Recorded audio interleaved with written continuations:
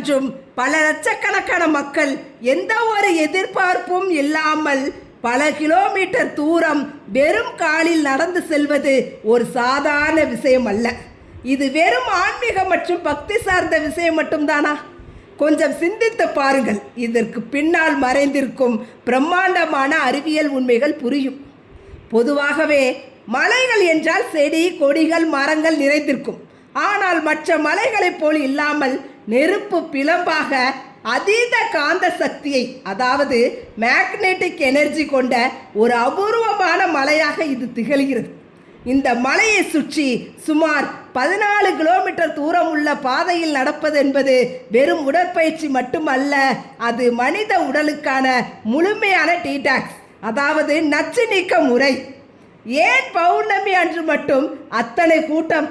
சாதாரணமாகவே பௌர்ணமி நாட்களில் சந்திரனின் ஈர்ப்பு விசை அதிகமாக இருக்கும் என்பது அறிவியல் பூர்வமான உண்மை.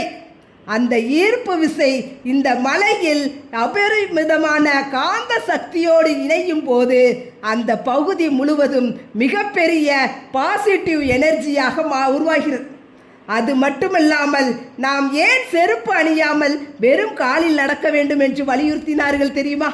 அந்த 14 கிலோமீட்டர் சுற்றளவில் உள்ள மண்பாதையில் வெறும் காலோடு நடக்கும்போது பூமியின் காந்த விசை நமது பாதங்களில் உள்ள அக்குப்ரெஷர் அழுத்த புள்ளிகளை தூண்டுகிறது.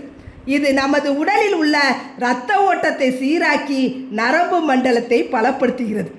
மலையில் உள்ள எண்ணற்ற அரிய வகை மூலிகைகளின் மீது பட்டு வீசும் காற்றானது பௌர்ணமி இரவின் குளிர்ந்த சூழலில் நமது நுரையீரலுக்குள் செல்லும் போது அது பலவிதமான சுவாச பிரச்சனைகளையும் மன அழுத்தத்தையும் மாயமாக போக்குகிறது. இதைத்தான் நம் முன்னோர்கள் கிரிவலம் சென்றால் பாவம் தீரும் என்று சூசகமாக சொல்லி வைத்தார்கள். பாவம் என்பது இங்கே மனம் மற்றும் உடல் வியாதிகளை குறிக்கிறது. அறிவியல் வளராத அந்த காலத்திலேயே மனிதனின் உடலையும் மனதையும் ஒரே நேரத்தில் குணப்படுத்தும் இப்படி ஒரு மாபெரும் இயற்கை மருத்துவமனையை உருவாக்கி வைத்த நமது முன்னோர்களின் அறிவு உண்மையிலேயே நமக்கெல்லாம் மெய்சிலிர்க்க வைக்கிறது.